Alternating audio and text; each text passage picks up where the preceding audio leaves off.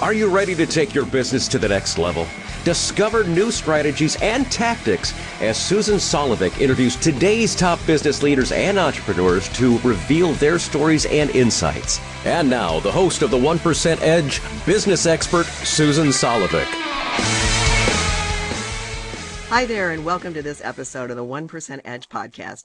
I'm Susan Solovic, and I appreciate you tuning in for this episode. This is the program where I bring you the best of the best so your business can become the best. And today's program is, by all means, no exception. I know how busy you are trying to grow and build your businesses. It seems sometimes like you're a hamster on a little wheel going around and round and round and round. You're not getting anywhere. In fact, I'm broadcasting today on location from Casey Ray's St. Louis Dog Trainers. I'm surrounded by these cute dogs, but I have to say occasionally my own dogs like to go around chasing their tails. And there's a lot of activity going on there. They fall over and they never accomplish anything. And so many times I see business leaders and founders of businesses. There's a lot of activity, but very few results. Well, my guest today is Todd Palmer. And you're going to love this. Todd is the collaborative business advisor and CEO of Extraordinary Advisors. And basically what his company does is help business leaders get shit done. Yes, that's what I said right here. Get shit done. Hey, Todd, how you doing? It's good to have you on the program. Oh, thank you so much for having me. I can honestly say I've never been interviewed by somebody in a kennel environment, and I'm happy to help owners get shit done, and hopefully the people at the facility that you're at will also help the dogs. So it's all good stuff. They do a great job, and I actually did an interview earlier this week, and it was about a purpose-driven organization, and I was talking about how their business actually is so purpose-driven because so many times people get pets, they can't control them, and they end up in the pound. Here, they learn how to behave. These dogs are so good behind me, you wouldn't believe it. And yet, it's also about training the owners, too. Obviously, if the dog's trained and the owner isn't, so it's a win-win, and they're very passionate about it. So, but they are trying makes a lot of sense. They are trying to grow their business, so I'm going to just pick your brain for some advice since I'm here. Because I know that you made the Inc. 5000 6 times. That is impressive. How in the world did you do that? Well, first and foremost, I think it kind of goes to what you were just talking about. If we wanted the company to be successful, I, as the owner, had to change how I interacted with my staff. We had to make some difficult choices at one point in the life cycle of the business. Once we made those choices, I changed my mindset, changed out some of the culture points, figured out what the purpose of the company was going to be, and hired people around that purpose. That's when the rocket ship really launched. So by far and away, to make the Inc. 5000 6 time is not a solo adventure. It is a team effort and a team environment. I've got 2 people who currently still work with me from that run we had, and it's phenomenal to watch them now grow as leaders within the organization as I'm transitioning to Extraordinary Advisors. Well, one of the things that I say in my book, I have a chapter in the 1% Edge called The People Edge. And I encourage business owners to cut the dead weight because having a warm body in a chair isn't going to accomplish anything, But a lot of business owners say, oh, well, having somebody's better than nobody. But I see that you fired like your entire company in one day and started over. That is true. That must have been a scary thought. I mean, there you are, you need help, but you're getting rid of the dead weight. Yeah, well, I think it's to your point, and the employees will respect what the boss inspects. And when I was, this was in 2006, and our company was not doing well. I started the company 9 years prior to that. We were profitable immediately. The country, like today, was at full employment. As a recruiting company, if we had people, we could get them placed, and we were doing quite well. We were profitable, I think, by day 72. Flash forward to 2006. I was personally $600,000 in debt for money I'd guaranteed. 60 days away from running out of cash. And I had a dysfunctional culture in the company, and that culture needed to change. And that change, like I said, had to come from me changing first. I hired a consultant with the little money I had left, and we took a look at what needed to evolve. And the first thing we needed to do was to make some difficult people decisions. We had an incredibly dysfunctional core I had allowed a lot of that to take place. I was in denial of certain things, as a lot of business owners are today. And it dawned on me that not only did I need to make changes with the people, and I needed to grow, get out of debt, get the cash position addressed. But the biggest thing is it all stems down to people. So I walked in on September 9th, 2006, let my entire team go, regrouped, and started over. And then from that point on, the next year we made the Inc. 5000 for the very first time of the 6 times we made it. So it really does come down to people. And the biggest change that we made was figuring out who we were as an organization, who we needed to be, combined that with hiring for DNA, not for resume, and flipped the hiring process to focus on good people and turning them into good recruiters, not necessarily hiring somebody with a tremendous amount or even any recruiting experience. And that was a real pivotal point in the organization. Yeah, I've actually made that mistake in my own businesses. I hire somebody for their skill sets, but they weren't a good fit with the organization. And, a month later, you're firing them because it's just not going to fit. And you hire somebody who's got the potential and build those skills. Another thing that I see a lot of business owners doing, especially in this volatile economy we've been in for about the last 10 years, they get themselves in a bad situation, and then they run around like I say, like the Keystone cops. Let's seize this opportunity. Let's seize that. So, and then the next thing they know, the floor falls out from under them because you can't be all things to all people. So, how do you grow that business? Choose those. You said you changed, life cycles throughout the time, Right. business cycles. So, how do you go through that analysis and have the courage to make changes without making quick and wrong choices? Well, I think like you said, a lot of entrepreneurs are excited to chase the bright and shiny, the newest of ideas. And I think that's a very, it's typical. First of all, I did it too. What I learned was, especially in that transition time of 2006 to 2008, was to figure out, what does the marketplace want? I may, think about it from a restaurant's perspective. I may love Italian food, and I also live in an area where there's 15 Italian restaurants, but no Chinese restaurants or no Mexican restaurants. Well, the marketplace is potentially ripe for a new restaurant, but putting together another restaurant in the same space isn't going to serve me well, and isn't going to serve the customers well. And so what we figured out was, where can we be, the hedgehog concept, where can we be the best in the world? And we found for us, it was important to focus on the area of skilled trades placements. The demographics in that category were getting older. There was, again, an increased demand and a diminished supply. And there's no 4-year degree, 2-year degree program typically for a skilled trade CNC programmer. That's learned on the job or a self-driven, self-motivated position. So we took those pieces, we drove those to the point of finding out from the marketplace what we would say to clients, if you could hire anybody today, who would you hire? Simple market research. We put aside our premise of what we thought the market needed, and it told us what we needed. And we decided to really hone in on those areas. And with the magical part of it was, we could actually do less work, charge more for what we did, and become, in the eyes of our customers, not just a human capital provider, but a solution provider. I think that's a great point. And I work with a lot of big companies as clients, and I see it happening. They get an idea. They think it's going to be the greatest thing since sliced bread. And by golly, they're going to throw some money at it and they're going to try to make it work. And, you're sitting back from a different perspective going, nobody wants this. Right. It could be Right. something that's very similar to something already out there. And it's like, why would I want two of these? So Right. it's, you've got to really analyze that.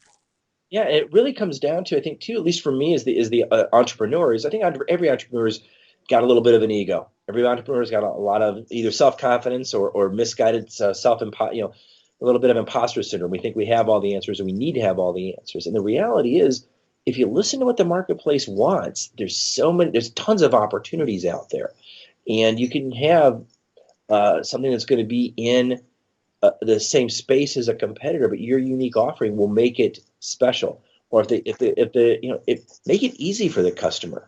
Customers don't grow on trees, and they vote with their dollars. Right. So when you said you talked to your customers about what they were looking for.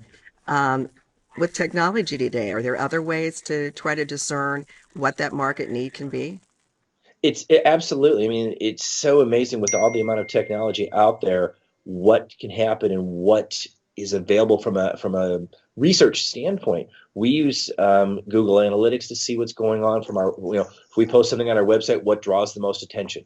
We use LinkedIn to help us find different candidates, technology that didn't exist 23 years ago when I started the company. I kid with my staff now. I said, the business model was really simple. I had the yellow pages. I had a phone that was stuck into the wall, and I had my finger to dial, and that was the start of the company. Nowadays, there's so many less barriers to entry, and I think if you take a look at what can you do on social media, what can you do when it comes to using, I know a guy who started a company, grew it to $2 million in revenue in less than a year with no employees, no infrastructure, using just free apps.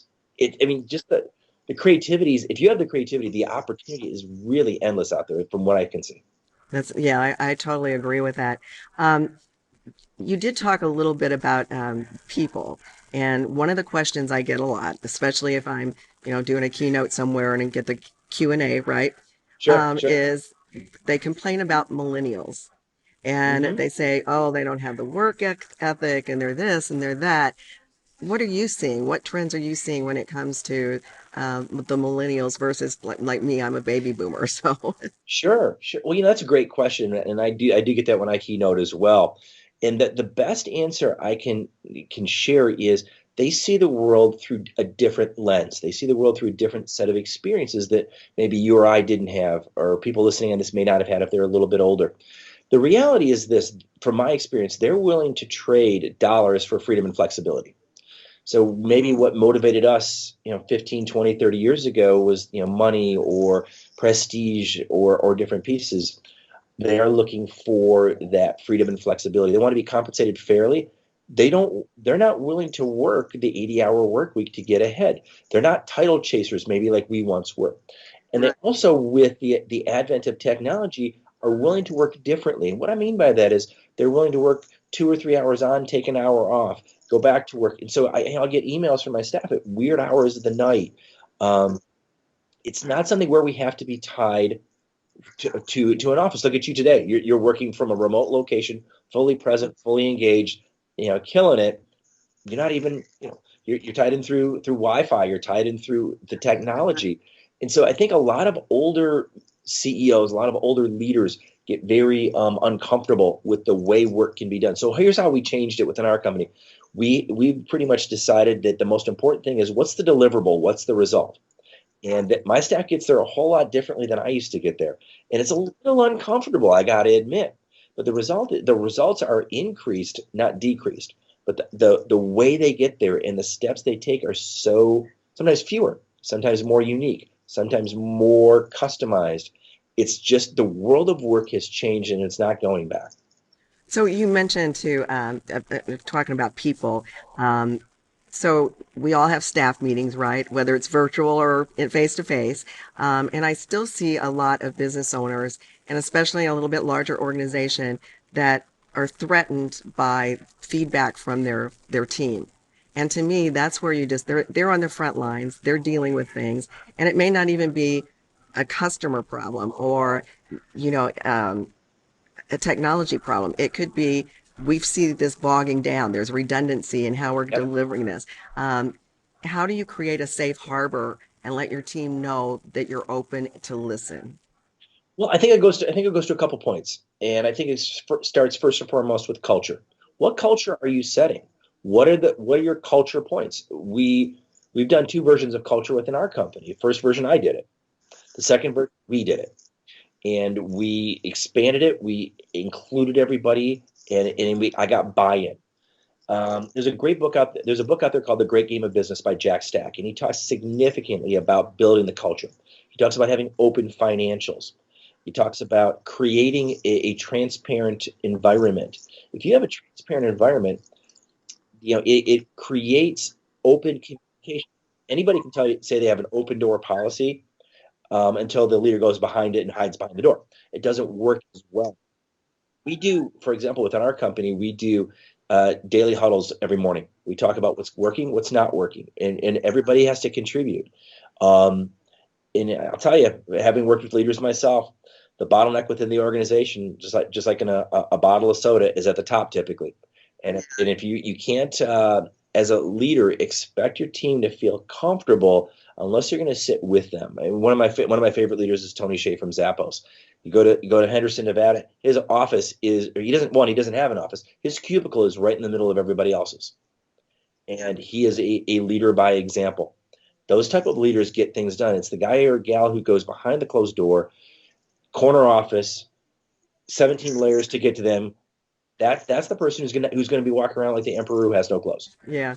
One of the corporations I worked for in my younger years, you could tell what level you were by the size of your cubicle, whether you had one chair or two chairs. Yeah, It was ridiculous. Those were the measurements of success. yeah, and that's just not going to work today. Especially if you have to hire millennials, they half the time don't care if they even have a cubicle. Do they have a tablet? Can they go sit on a couch and work? So again, they're just going to work differently, and that newness, I think, kind of freaks us older folks out. Yeah. It's hard to get used to. It certainly is. So you did mention this morning huddle. So in my book, one of the steps that I talk about is making real-time decisions. Mm-hmm. I think in this fast-paced marketplace, it's so critical to look really at all aspects of your business and make those decisions quickly. If they don't work out, change them quickly. So is that, something that you apply to your company? Oh, you have to. You absolutely. I mean, I've just did a couple of keynote speeches on this exact topic, and I call it failing forward into success. And some leaders get so wrapped up, and we're going to fail, we're going to fail, we're going to fail. That's where the learning takes place. Think about, every IT success I've ever seen, every app developer always talks about the next version, the next version. Well, they only get to the next version by figuring out what's not working in the current version.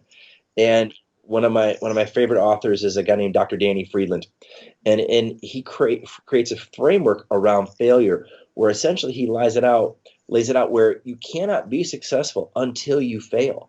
And if you learn from that failure, or from that not working, are you really failing if you're learning, growing, and evolving?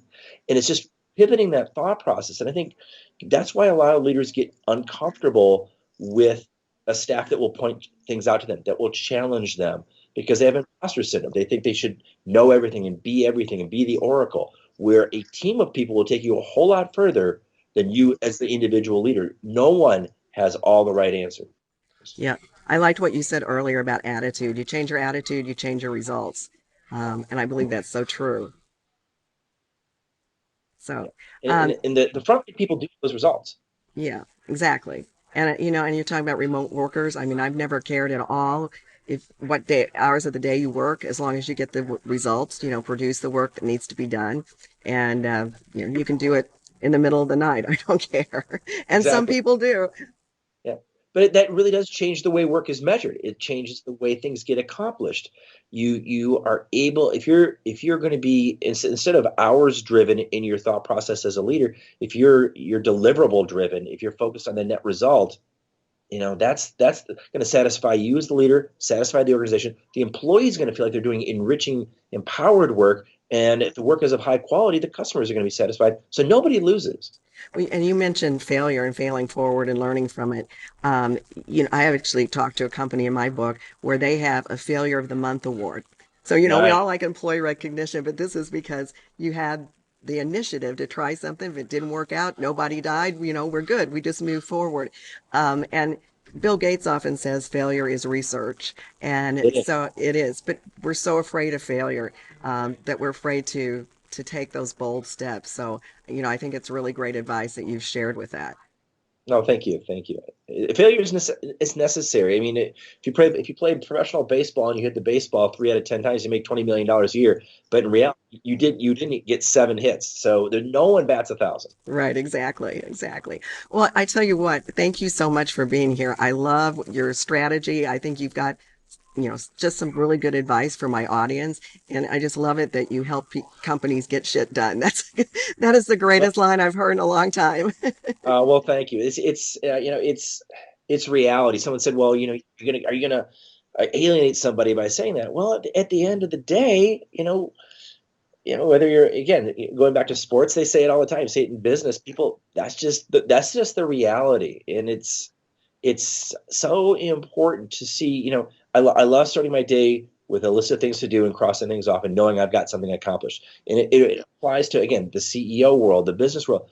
If you watch people who do skilled trades work, carpenters love starting with nothing there and walking away with wall and molding. And that sense of accomplishment as a human being is so in our DNA. Why say we're just getting shit done? Yeah. And I'm just like you. I don't know if you, though, make your list with a piece of paper and I pen. still write stuff down. I do. I do too. I do it the old-fashioned way, but I have my priorities, and I get through that list, and then I worry about the other stuff later. So, Well, but that's a great point, though, because there's urgent and important issues that need to be addressed, but there's also critical long-term issues. And as the leader of the organization, that's what I work with my clients on. What needs to be done long-term strategically, so the long-term goals can be reached. Sometimes what a hair on fire issue isn't necessarily going to be long-term value. So you can delegate those hair on fire issues sometimes, focus on the long-term strategics. The employee who worked on that hair on fire issue, if they get it solved correctly, or at least they bring you 3 solutions to the problem, feels empowered. Again, you're creating the culture, you're creating the behavior within your team that you're seeking, as compared to thinking, I have to be up all night working on 17 more problems. well, and you were talking about bring me some solutions. One of the things that I did is if somebody came to me with a problem, I always said, don't come to me with a problem unless you have some suggestions on how to fix it. I'm not going to sit there and figure it out. I want you to help me figure it out. So it's a great way to get. That's a great way to do it. When I work with my leadership teams, I always have an agreement with the CEO. I say to them, okay, well, there's 10 of us in the room. All I ask is that you speak last. And if you like an idea that's better than yours, just simply say, hey, I really like Bob's answer. I really like Jane's answer. Let's just go with that, because then you're not losing credibility, but you're getting the room to contribute. And if the leader takes off in the conversation in a group's environment and speaks first, everybody's going to be the best person. Yeah, it shuts it down. Absolutely. Exactly. Well, Todd, so tell us if people want to get more information about you, follow you, where can we find you? Oh, thank you so much. Absolutely. So the best place to reach me is at our website, extraordinaryadvisors.com. And anybody who reaches out to me via this podcast and mentions you or your program here, I'm happy to give them a half hour of my time just to have a conversation like we're having today. Well, that's great. To hear what's going on in their business. If there's any ideas or suggestions I can pass on to them. It's really about creating a global community of entrepreneurs who are thirsting to lean forward, fail forward, go into that knowledge process. Well, that's very, very generous. For that to your listeners today. Very, very generous of you. And the business that I'm in right now, I'm going to suggest that they take you up on that too. Yeah, I'd love to talk to your dog folks. Yeah, That'd be great. Yeah. All right. Well, thank you again for being here. Thanks for your advice. We'll put links to everything on our website so people can easily find you too. But great information. I know everybody learned a lot. I did too. Oh, well, thank you so much for having me. I had a great time. Thanks. And thanks for all of you tuning in this episode of the 1% Edge podcast. This is the program where I bring you amazing thought leaders to help you grow your business and to create that competitive edge. So be sure to tune in again next week. I'll have another great guest on here because we want to help you be the best and become the best. Until next week, I'm Susan Solovic. Thanks for listening to the 1% Edge. If you found these insights and tips helpful, be sure to hit the subscribe button on your podcast player and leave a review in iTunes to help others discover the 1% Edge.